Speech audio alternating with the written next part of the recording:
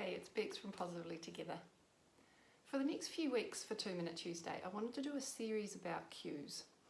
And to start with, specifically on what we do when our horse perhaps doesn't respond to the cue or doesn't respond as quickly or with the behaviour that we were expecting or hoping for.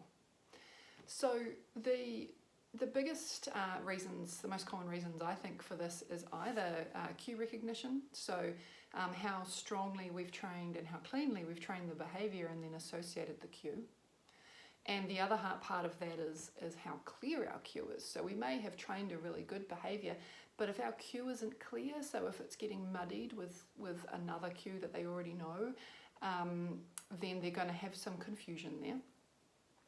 Another obvious reason, common reason for why the animal might not respond as quickly as we might like to the cue is simply distraction.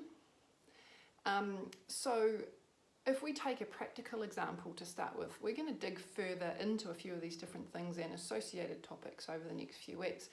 But if we dig further into this with a practical example, so if I present my target to my horse and he doesn't respond, then I want to think about why that is.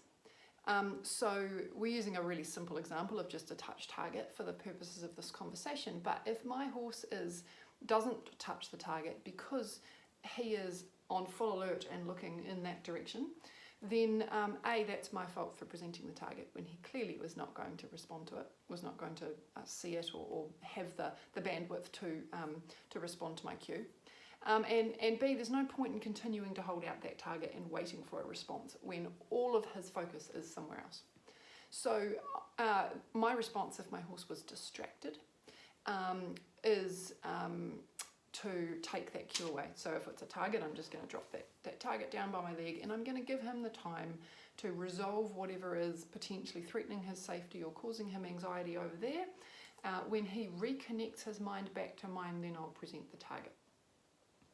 So just throw away that previous target that hasn't been responded to and instead present the target when he's with you. And in future, try not to present it when obviously he's distracted.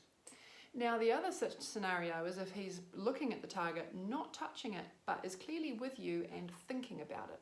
So this means he's testing the premise. He's like, well, you've clicked me 6 times for touching the ball on the end of the target. Maybe this time I'll try the hand or I'll try the stick or he's puzzling things out to find out what the parameters are for what it is he's going to get clicked for. And in that case, I would continue to hold out the target so that he can go through that process of figuring it out.